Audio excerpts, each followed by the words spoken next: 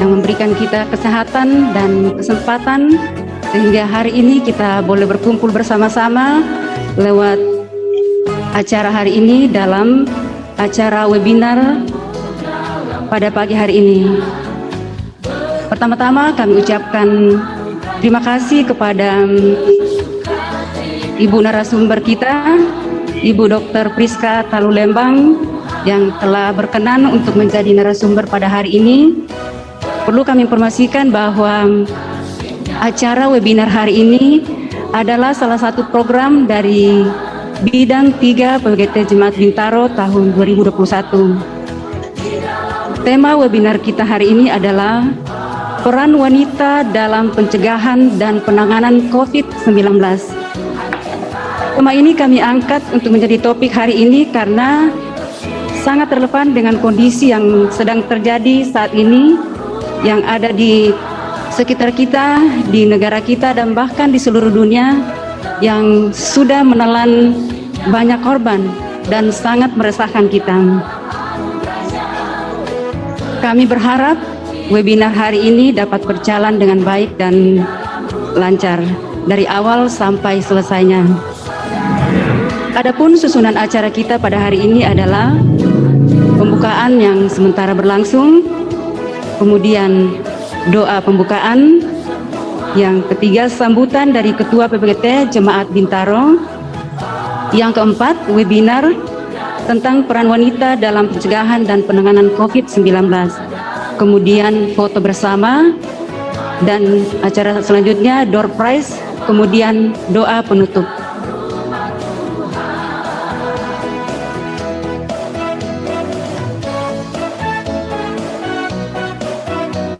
Sudah tidak asing bagi kita semua, karena sudah 1 tahun lebih ya, pandemi ini kita laluin ya, dan buktinya kita bersyukur masih ada sampai saat ini, itu semua karena kemurahan Tuhan. Kemudian yang menjadi pemikiran saya waktu menyusun topik ini tentang peran wanita dalam pencegahan dan penanganan COVID-19. Kenapa ya saya berpikir, kenapa nggak disebut peran laki-laki? Laki-laki ya. Tapi saya berpikir, oh acara ini disponsori, diprakarsai oleh ibu-ibu PWGT ya. Itu yang pertama. Kemudian yang kedua, ibu wanita itu berperan dalam rumah tangga sebagai penolong ya. Penolong baik terhadap pasangannya, suaminya, atau terhadap anak-anaknya. Mulai menyediakan kebutuhan-kebutuhan rumah tangga dan hal-hal yang lain. Jadi tidak heran ya peran wanita ini sangat-sangat penting dalam rumah tangga ya. Apa yang dimaksud dengan COVID-19? COVID-19 adalah dia sejenis penyakit baru ya. Tahun 2019 kalau nggak salah, Desember ya, ditemukan di Wuhan, Cina ya. COVID-19 ini adalah jenis penyakit baru yang disebabkan oleh virus dari golongan coronavirus, yaitu SARS-CoV-2, yang juga sering disebut virus corona. Virus corona merupakan keluarga besar virus yang mengakibatkan infeksi saluran pernafasan atas, mulai dari yang ringan hingga sedang. Jadi dia seperti penyakit flu ya. Tapi sampai sekarang kan virus corona ini bermutasi terus ya. Sampai yang terakhir kita dengar mungkin sudah ada yang menyerang di kulit, ada yang menyerang di mata ya. Jadi semua organ tubuh hampir semuanya diserang. Kemudian kita bertanya bagaimana sih proses penularan dari penyakit COVID ini ya. Yang pertama itu dari droplet. Droplet itu bisa karena berbicara, bisa karena batuk, atau bersin. Jadi dia dalam saat berbicara atau batuk bersin, ada cairan yang keluar dari mulut, bisa dari hidung, dia akan tersebar ke sekitarnya, bisa mengenai udara, kemudian bisa ke orang terdekatnya ya. Kemudian penularan yang lain itu bisa lewat kontak erat ya. Kontak erat itu bisa dengan bersalaman, cium tangan, kemudian cipiki, atau berpelukan. Ini kebiasaan-kebiasaan kita dulu ya, sering sebelum pandemi, salaman, cium tangan, atau cipiki, kemudian berpelukan. Sekarang itu tidak bisa lagi. Kemudian penularannya yang ketiga, ialah menyentuh permukaan benda yang terkontaminasi. Kemudian yang keempat, lewat udara. Udara yang dikatakan udara itu bisa tercemar oleh virus corona. Ini kenapa bisa ada di udara? Karena pertama dikatakan ada lewat droplet yang keluar dari mulut, kemudian tersebar di udara. Kemudian ini bisa terjadi pada ruangan yang tertutup, yang ventilasinya tidak bagus, atau dengan ruangan ber-AC. Kemudian tadi dikatakan bahwa cara penularan yang ketiga itu menyentuh permukaan benda yang terkontaminasi. Jadi kita harus hati-hati ya dalam memegang sesuatu benda, apakah menerima paket atau menyentuh sesuatu benda. Ini kita bagi lagi. Ada darah rutin, CRP, prokalsitonin. Ini tapi pemeriksaan ini tergantung gejala ya. Kalau pasien yang ringan atau tanpa gejala, kita biasa cuma darah rutin. Kemudian pasien yang berat ya atau sedang, pemeriksaannya kita ada tambahan lagi, apalagi kalau disertai dengan komorbid ya, pemeriksaannya lebih kompleks lagi. Kemudian pemeriksaan penunjang yang lain dari lab yaitu tes PCR. Tes PCR ini merupakan gold standar ya untuk tes COVID ya. Dia ini hasilnya biasa 1 hari sampai 5 hari ya. Dulu malah sampai seminggu waktu awal-awal COVID. Saya ingat dulu waktu saya seminggu baru keluar hasilnya. Kemudian pemeriksaan kedua yaitu rapid test antigen. Ini hasilnya lebih cepat. Biasanya cuma 15 menit sampai 30 menit. Cuma kurang akurat dibanding tes PCR dan nilainya di bawah tes PCR. Kemudian pemeriksaan berikutnya, rapid test serologi. Ini sudah mulai ditinggalkan ya, karena lebih tidak akurat lagi. Kalau tes PCR dan rapid test antigen, biasa kita pakai swab dari hidung dan tenggorokan, kemudian rapid test itu dari darah ya. Ada lagi mungkin kita pernah dengar tentang tes genos ya. Ini ditiup ya lewat plastik. Tapi ini untuk screening ya, bukan merupakan pemeriksaan yang rutin kita lakukan. Biasanya ini untuk orang-orang yang akan bepergian dengan kereta ya, kayaknya saya sudah lihat baca ya, dilakukan di tes orang-orang yang mau naik kereta api.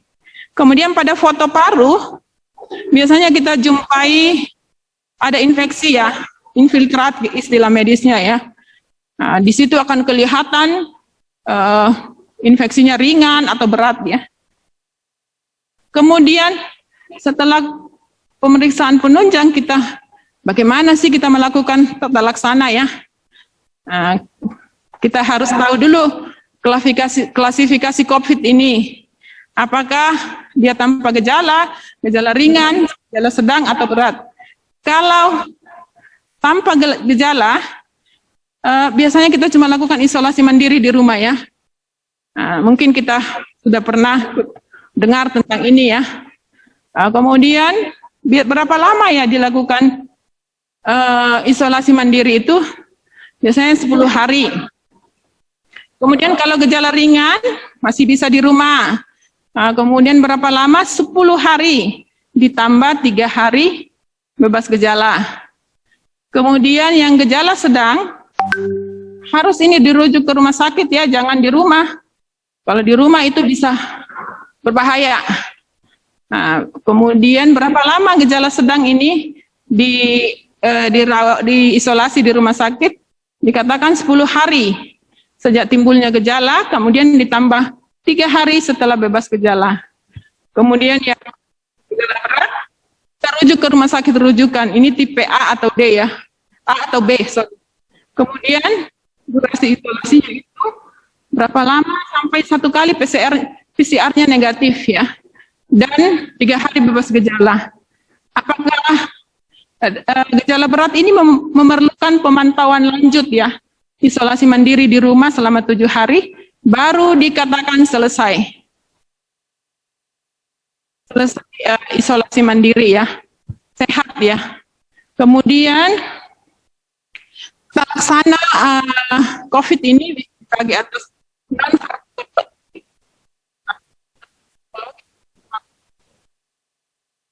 Biasanya berhubungan dengan nutrisi adekuat dan bergizi, kemudian edukasi dengan menggunakan masker, jaga jarak, cuci tangan, dan berjemur.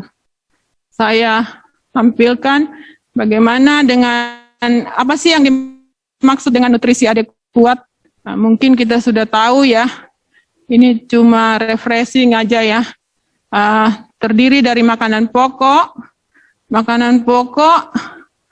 seperti nasi, jagung, ubi-ubian. Ini sumber karbohidrat. Kemudian yang kedua lauk pauk, itu ada 2 jenis ya, dari lauk pauk hewani dan nabati. Hewani itu daging ya, ikan, telur. Kemudian yang nabati itu tahu, tempe, kacang-kacangan. Itu sumber protein dan mineral. Kita tahu mineral penting untuk penderita COVID ya. Kemudian sayur-sayuran dan buah-buahan. Kalau sayur-sayuran dan buah-buahan ini dia sumber mineral, vitamin, kemudian serat ya. Ini diperlukan juga untuk penderita COVID, ditambah dengan susu. Oke, untuk pencegahan, setelah kita mengetahui tata laksana, kita tentu berbicara tentang pencegahan. Nah, pencegahan pertama dengan menggunakan masker. Jadi, masker ya. Kemudian ini ada jenis-jenis masker. Ada 3 jenis masker ya yang saya tahu. Masker kain, masker bedah, dan masker N95. Tentu ini kita ada penggunaannya ya, tidak semua orang harus pakai jenis-jenis ini. Kalau masker kain biasanya untuk orang umum ya, awam. Kemudian masker bedah, ini bisa dipakai orang umum yang lagi sakit ya, atau baru sembuh dari penyakit. Tapi sekarang saya lihat di sini, masker kain ini, masker bedah ini sudah dipakai juga ya, secara umum nggak masalah. Kemudian masker bedah ini juga dipakai oleh petugas kesehatan. Kalau masker N95, ini untuk khusus yang berhadapan dengan orang sakit, apalagi sakit COVID ya. Jadi jangan kita yang awam, ya mau pakai masker N95, janganlah ya. Jangan ya, berlebihan. Kemudian, cara memakai masker yang benar. Ternyata ada juga ya cara memakai masker yang benar ya. Masker itu jangan diletakkan di bawah dagu. Kebanyakan sakit saya lihat, kadang-kadang ya saya lihat ada juga yang taruh di bawah dagu, padahal atau cuma menutupin mulut, nggak bisa. Harus menutupi hidung, mulut, dan dagu. Kemudian setelah itu kita harus pastikan celah di sini ya harus mengikuti hidung ya, harus rapat, jadi udara tidak keluar. Kemudian ternyata ada juga teknik untuk membuka masker, tidak boleh dibuka langsung gitu aja. Jadi kita harus dari belakang, dari tali belakang ya, baru ke depan. Kemudian setelah itu kita nanti ada tekniknya cara membuang masker ya. Setelah itu kita buang, baru cuci tangan. Nah, di sini masker itu tidak digunakan ya dari pagi sampai malam. Nggak boleh, kalau sudah basah segera ganti. Karena kalau basah di situ kan ada droplet ya, yang kalau memang orang itu terinfeksi COVID, ya bisa menular ke orang lain. Oke, kemudian Ini cara membuang masker yang saya cerita tadi ya. Nggak boleh, kadang-kadang kan kita buru-buru langsung keluarkan masker, buang. Ternyata ada tekniknya ya. Kemudian itu, pertama itu masker itu dilepaskan dari talinya dari belakang, kemudian dilipat. Setelah dilipat, desinfektan. Kemudian setelah itu gunting. Setelah gunting, masukin wadah plastik. Baru masukin ke tempat sampah. Habis itu cuci tangan, bisa dengan hand sanitizer atau air dengan sabun. Nah, ini kita evaluasi diri kita masing-masing nih. Apa kita melakukan ini atau setelah pakai buang gitu. Oke, kemudian kalau masker kain bagaimana ya? Kalau masker bedah tadi kan cuma 1 kali pakai, nggak bisa dipakai berulang.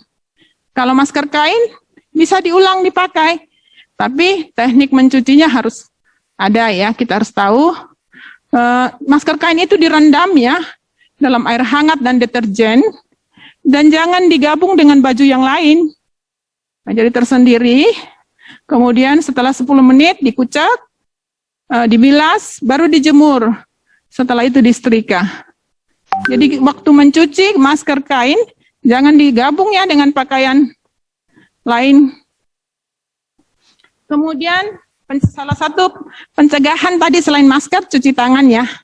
Cuci tangan. Ternyata cuci tangan itu ada tekniknya juga. Bukan asal cuci tangan, udah selesai gosok, udah selesai enggak. Ada tekniknya. Jadi kedua, usahakan pakai sabun dengan air mengalir, taruh di telapak tangan, gosok, usap, kemudian sela-sela jari, bergantian ya. Kemudian kedua jari, setelah itu, kenapa harus begini? Karena di dalam sini harus bersih juga. Nah, kemudian ini ibu jari ya diputer kiri kanan. Satu lagi, ujung-ujung jari itu harus dipertemukan, kiri kanan ya, dibalik. Kemudian setelah itu terakhir di telapak tangan, kiri kanan. Setelah itu baru dibilas dengan air mengalir. Biasanya ini berlangsung sekitar 20 detik ya. Di sini 60 detik, tapi bisa sampai 20 detik. Ya, ini kita evaluasi diri kita nih, kita sudahlah benar nggak cuci tangan atau asal cuci tangan. Kemudian, kapan kita melakukan cuci tangan?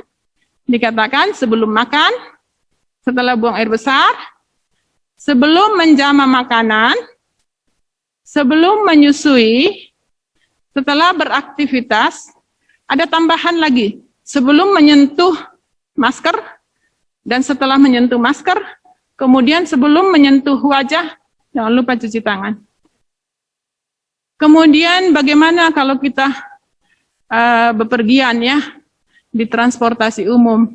Kalau mobil pribadi ya nggak masalah, tapi kalau transportasi umum, jangan lupa jaga jarak ya, minimal 1 sampai 2 meter ya. Kemudian gunakan masker. Yang berikutnya, jangan lupa sediakan di tas itu hand sanitizer ya. Kenapa? Karena kita menyentuh di kendaraan umum, kita bisa menyentuh benda ya. Seperti gambar tadi, ingat berapa lama virus corona itu bertahan di benda-benda. Ya. Kemudian ini untuk ibu-ibu yang bekerja di kantor ya. Bagaimana tipsnya? Pertama, tetap jaga jarak. Kemudian pastikan ventilasi ya. Ventilasi cukup bagus. Kemudian jangan lupa cuci tangan sesering mungkin sebelum atau setelah menyentuh apakah kertas atau laptop kita atau HP kita ya. Kemudian yang keempat, ini bisa cuci tangan, bisa dengan hand sanitizer ya. Kemudian yang kelima itu jaga kebersihan ruangannya. Jadi baik di tempat kerja, mungkin juga tempat ibadah ini ya. Jadi lakukan desinfektan ya secara berkala. Kemudian bila pekerja lagi sakit, usahakan ya bekerja dari rumah, nggak usah ke tempat kerja. Kemudian yang ketujuh, gunakan masker. Masker itu paling penting ya, penting, sangat penting. Kemudian kalau pasien batuk atau bersin, kan kadang-kadang kita batuk atau bersin, jangan lupa tutup dengan, kalau kita lagi nggak pakai masker, jangan lupa tutup pakai tisu atau tangan kita taruh di mulut kita. Kemudian pakai masker juga tetap kalau lagi pakai masker, dan masker itu langsung dilepas ya karena pasti ada basah di depannya. Kemudian sampah-sampah yang tisu tadi yang menutup waktu kita itu batuk ya, kita masukin ke dalam plastik, langsung baru buang ke tempat sampah. Jangan langsung buang ya di tempat sampah karena akan media untuk penularan virus ya. Kemudian ini bagaimana kalau di pasar ya? Kan kita ibu-ibu sering ke pasar nih. Ada mungkin juga ada kita yang berjualan ya di pasar. Di sini cuci tangan pakai sabun sebelum dan sesudah ke pasar ya. Pertama bersihkan kios ya, ini untuk orang yang jualan ya. Yang kedua cuci tangan pakai sabun sebelum dan sesudah ke pasar. Kemudian jangan lupa gunakan masker. Kemudian jaga kebersihan dan lingkungan pasar ini untuk yang penjual ya. Kemudian gunakan tas belanja sendiri, jangan sharing ya. Kemudian jaga jarak ya. Kemudian begitu sampai di rumah, jangan lupa cuci semua yang dibeli. Dan pakaian yang kita pakai ke pasar, langsung rendam tersendiri ya. Dan kalau sakit, istirahat di rumah dulu. Ini banyak ya di zaman sekarang ini paket ya. Sejak pandemi kita sering terima paket atau order makanan ya. Di sini kiat aman untuk terima paket. Dikatakan bahwa selalu jaga jarak ya. Jaga jarak, kalau perlu siapkan tempat khusus di rumah untuk tempat taruh paket ya. Tapi kalau misalnya kita harus berinteraksi dengan pembawa paket, ya harus pakai masker ya. Kemudian jangan lupa paket itu desinfektan. Kemudian pembungkus luarnya buang ke tempat sampah. Setelah itu cuci tangan. Ini tips pencegahan setelah bepergian ya. Kita kan kalau habis kadang-kadang juga harus keluar rumah ya. Jadi setelah pulang ke rumah, hal-hal yang harus kita perhatikan, buka sepatu, sendal sebelum masuk ke rumah. Setelah itu desinfektan, semprot. Kemudian kertas-kertas, barang-barang yang tidak berguna yang kita pegang, buang ke tempat sampah sebelum masuk rumah. Karena kita tahu tadi kertas bisa 4-5 hari ya, virus corona bertahan di situ. Kemudian cuci tangan dengan teknik cuci tangan. Kemudian pakaian yang kita pakai itu masukin ke tempat cucian ya, tersendiri, dan setelah itu mandi. Ini untuk tips menjaga daya tahan tubuh, konsumsi pangan aman dan bergizi, minum air putih, kemudian olahraga rutin, 30 menit per hari ya usahakan. Tidur cukup, jangan begadang ya, 7-9 jam. Kemudian konsumsi suplemen ya, dan cuci tangan teratur. Kemudian ini untuk vaksinasi ya. Tadi kan ada pencegahan itu ada beberapa ya. Oke, menggunakan masker, mencuci tangan, menjaga jarak, menjauhi kerumunan.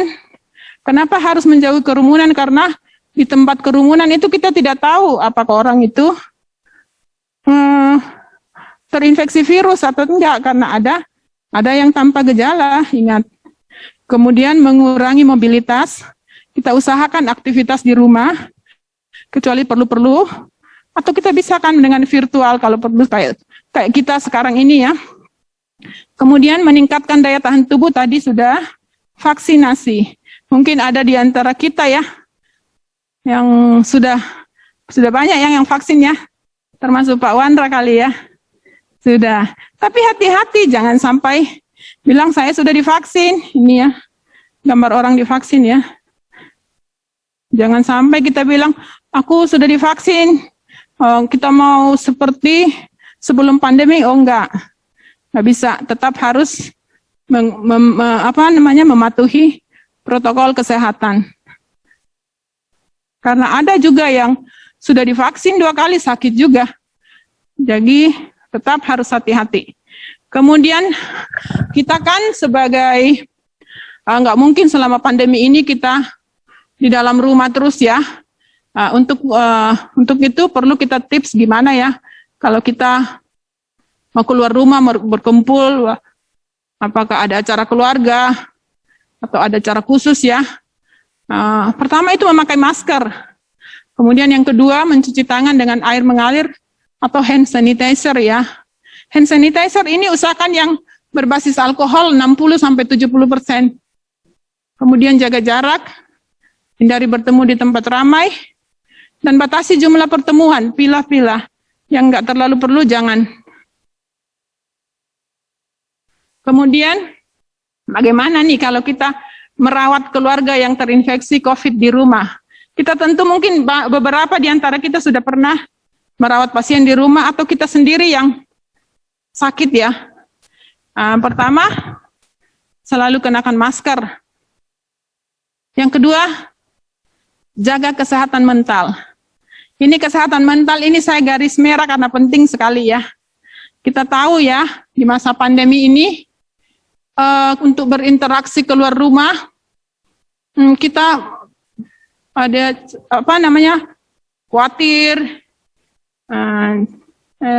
khawatir, stres atau ketakutan, karena kita memikirkan diri kita, bagaimana kesehatan kita, sementara kita mau merawat pasien COVID, bagaimana dengan keluarga saya. Hal-hal seperti ini tentu akan, kalau kita tidak bisa kelola dengan baik, akan mempengaruhi jiwa kita ya, karena kita tahu kita ini terdiri dari tubuh, jiwa, dan roh. Kalau kita tidak bisa mengelola baik, stres itu akan mempengaruhi jiwa kita, pola berpikir kita, tentu akan berefek ke tubuh kita. Tubuh kita akan mengeluarkan hormon yang tidak bagus ya, hormon negatif, namanya adrenalin.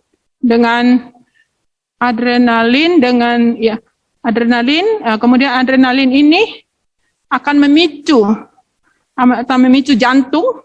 Kayak kita jantung, kalau kita stres atau takut, jantung berdebar-debar, kemudian sesak, muntah, ya, dan tentu akan bisa memperburuk keadaan bagi pasien yang sedang dirawat atau kita sendiri yang awalnya tidak sakit bisa jadi sakit.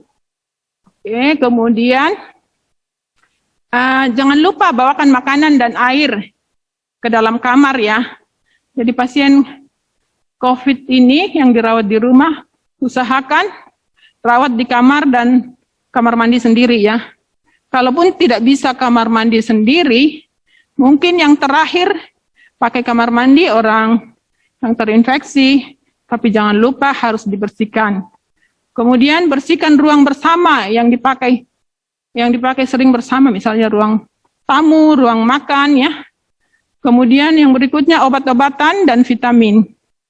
Dan jangan lupa hubungin petugas medis jika gejala tidak membaik. Kemudian, tadi kita bahas mengenai kesehatan mental ya. Sangat penting untuk menjaga kesehatan mental. Jadi, untuk menjaga kesehatan mental ini, ada tips ya.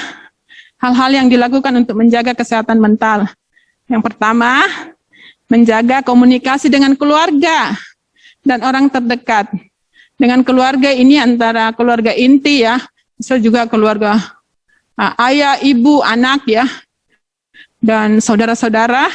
Tapi dalam berkomunikasi ini, usahakan yang berita-berita yang baik gitu, yang membangkitkan kekuatan, semangat, gembira. Kenapa? Karena itu mengingat hormon tadi.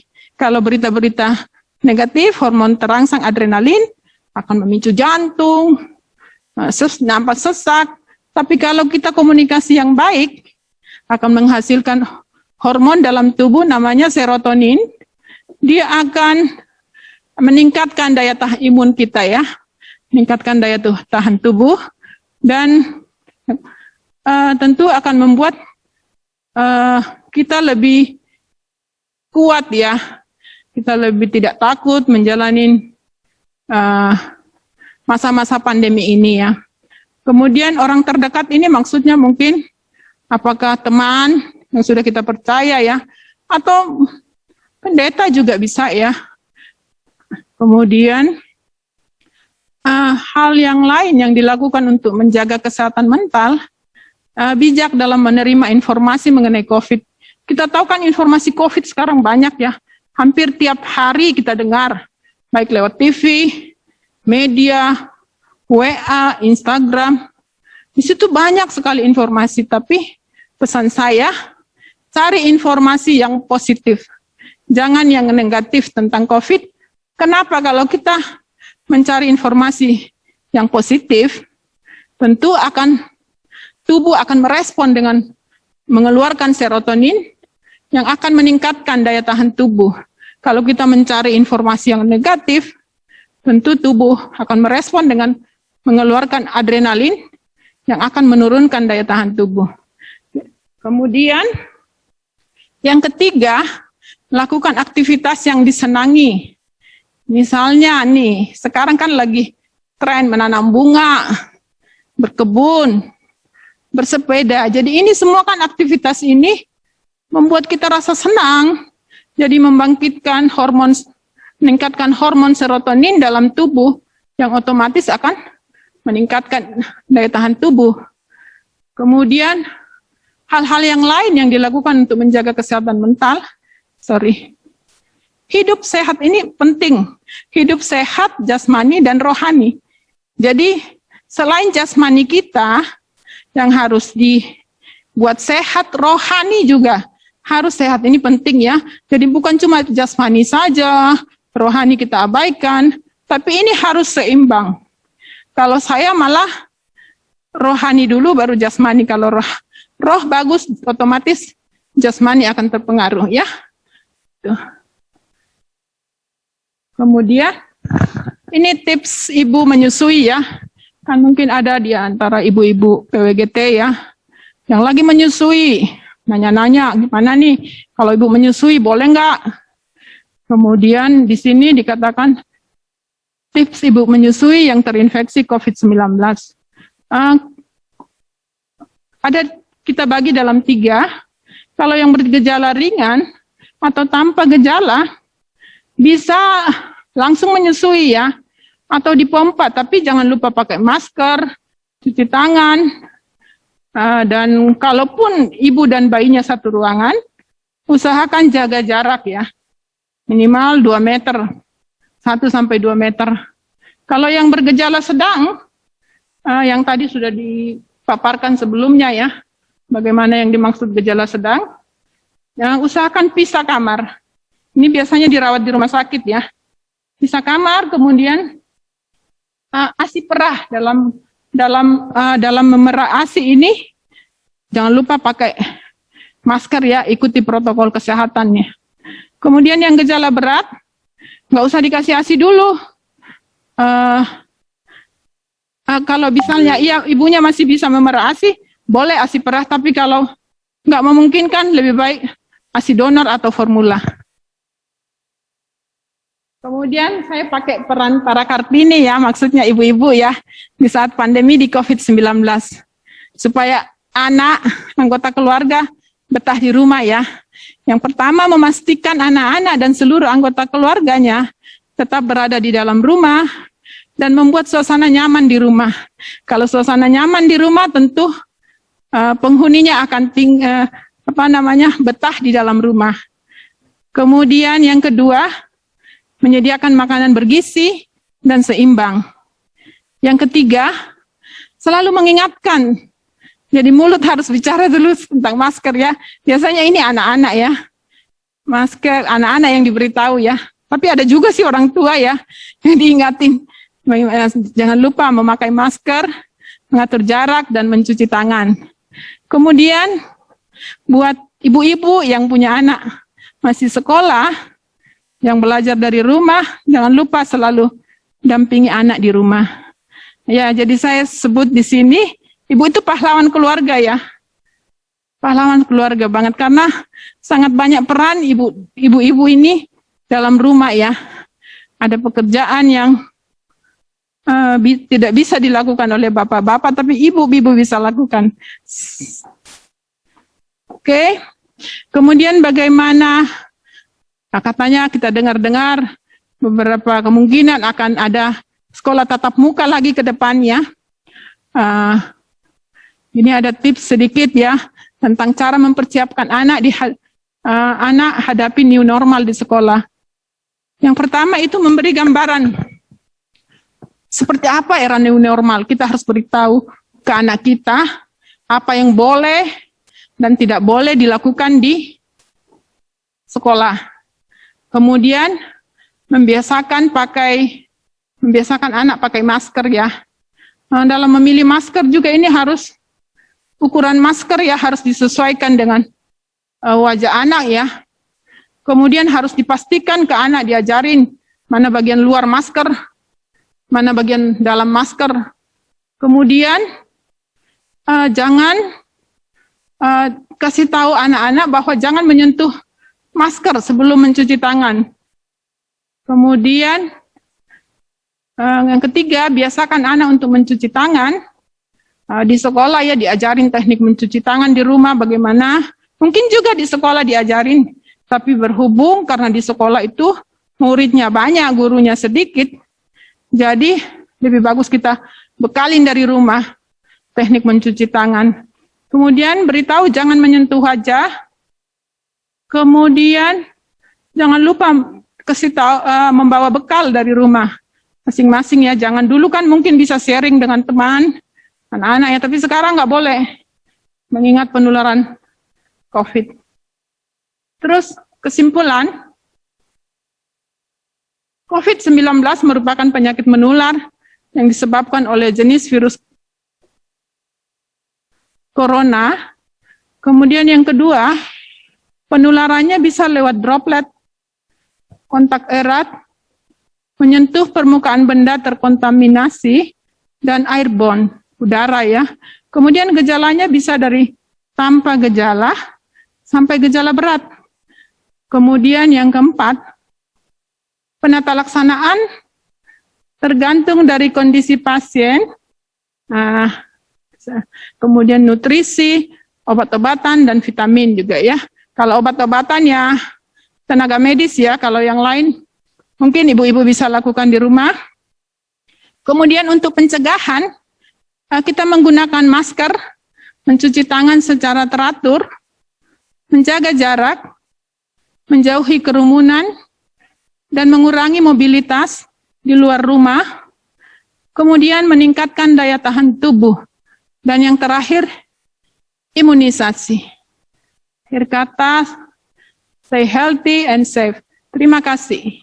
Iya, terima kasih Ibu Dokter yang sudah memaparkan begitu jelas bagaimana cara di dalam menangani COVID, peran kita sebagai ibu. Masalah penggunaan masker kain dan masker N95. Silakan Ibu Dokter. Mengenai masker ya, masker kain dengan masker bedah ya. Memang kalau penggunaan masker kain itu untuk masyarakat umum ya, masyarakat umum yang tidak sakit. Kenapa? Karena masker itu paling gampang dibuat ya, didapat ya. Sekalipun sekarang masker bedah sudah gampang juga ya, tapi tentu lebih mahal ya, karena kalau masker kain ya bisa dicuci ulang, kalau masker bedah nggak bisa dicuci ulang, langsung dibuang. Kemudian kita tahu juga masker kain ini ada keterbatasannya juga ya, partikel yang dia tahan itu masih lebih besar kemungkinan untuk masuk ke tubuh dibanding dengan masker bedah. Jadi nggak ada salahnya kalau mau pakai masker bedah, nggak apa-apa sih. Kalau mau pakaikan untuk anak, nggak apa-apa. Tapi harus cari ukuran yang sesuai dengan muka anak. Jangan sampai terlalu lebar. Jadi kan bisa ada celah-celah keluar ya. Jadi nggak apa-apa kalau mau pakai masker bedah untuk sekolah anak ya. Kemudian, kenapa saya bilang tadi bahwa masker N95 kalau dipakai untuk masyarakat umum, terlalu mubazir ya, maaf ya. Kalau saya katakan mubazir, kenapa? Pertama, ini kan di masyarakat umum kan tidak sering terkontak dengan pasien, yang sakit ya, apalagi COVID ya, dan N95 ini hati-hati penggunaannya. Oksigen kita bisa pakai, mungkin ada ibu-ibu yang udah pernah pakai ya. Kalau saya udah pernah pakai, nggak bisa tahan lama-lama.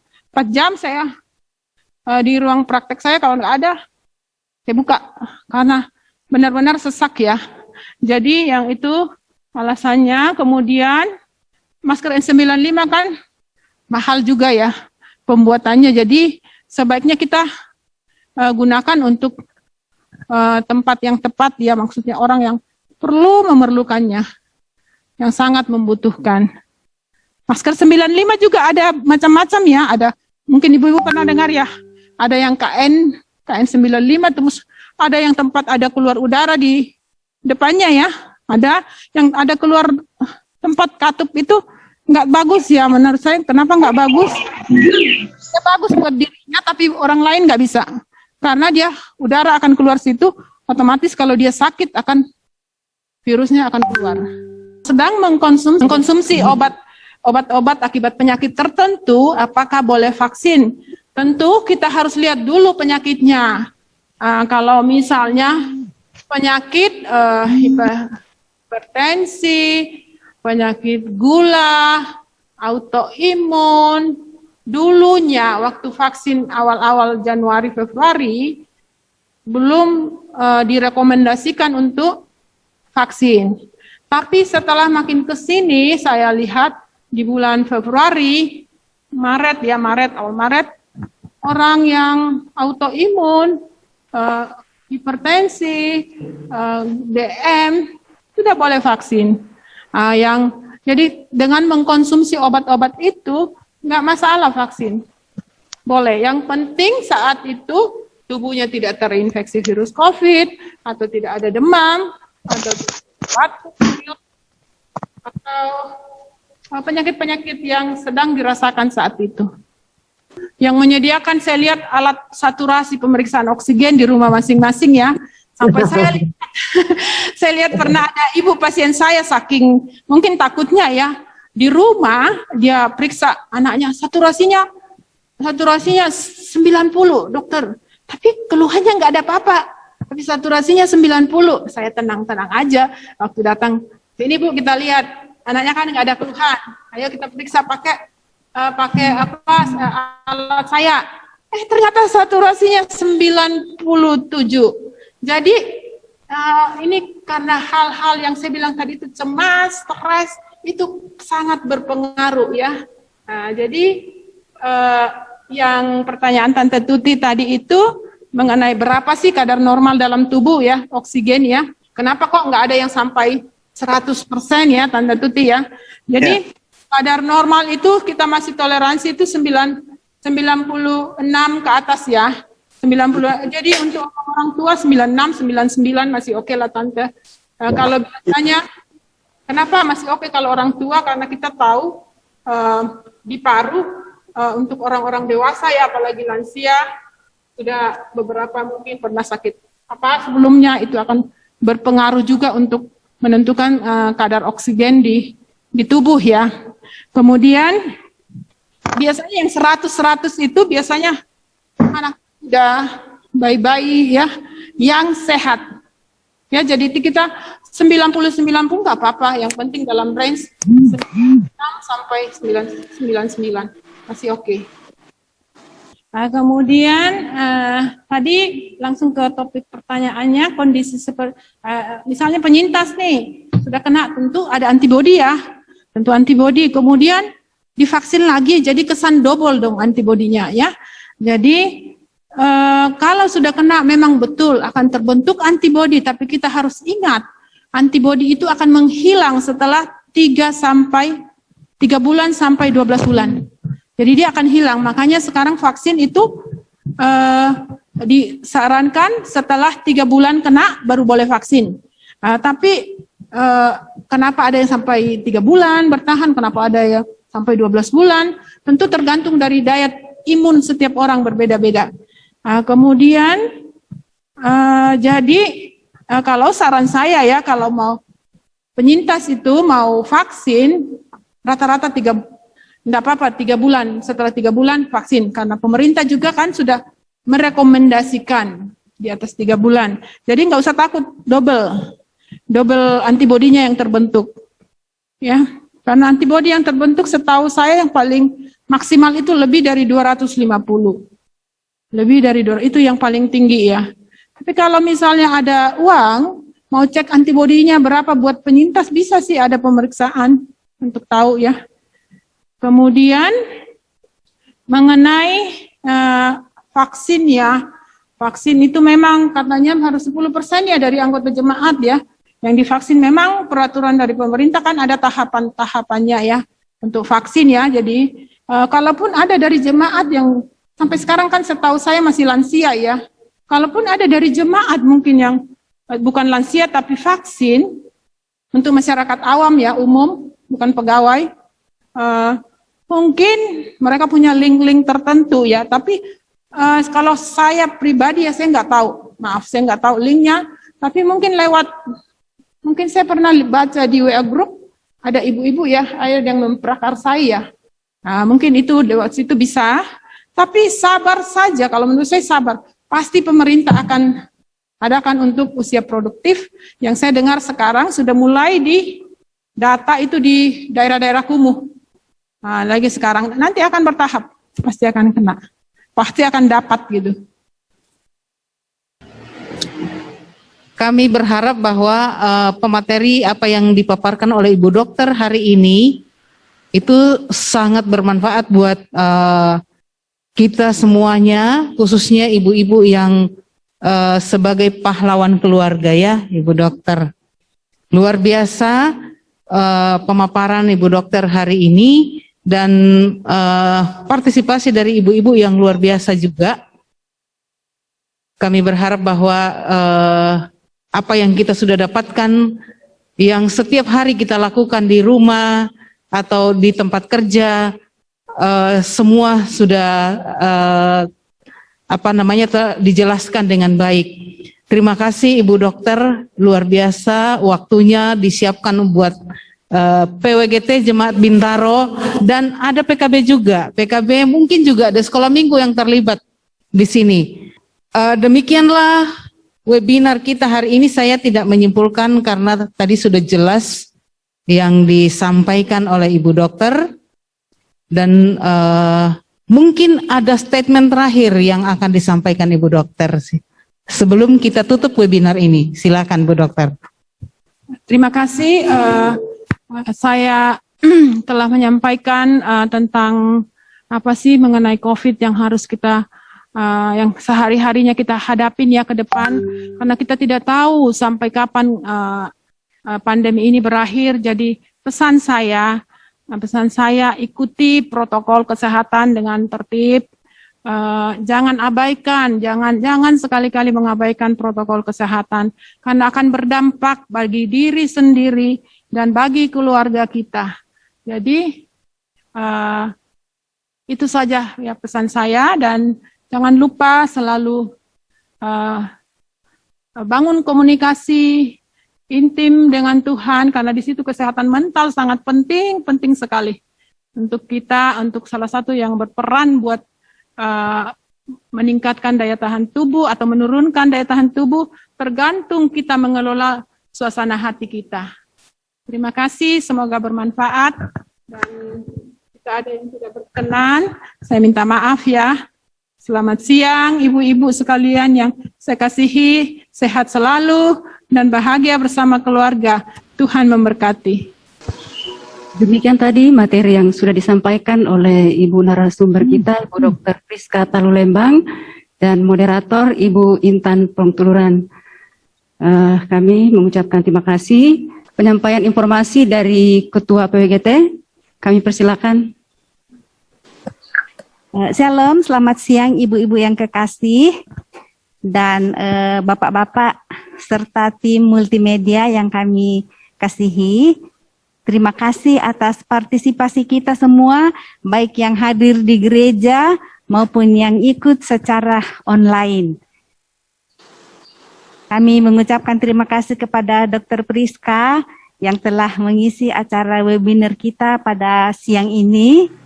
Sungguh luar biasa pemaparan yang telah diberikan kepada kita sebagai ibu-ibu, baik maupun kepada seluruh anggota jemaat yang hadir pada siang ini.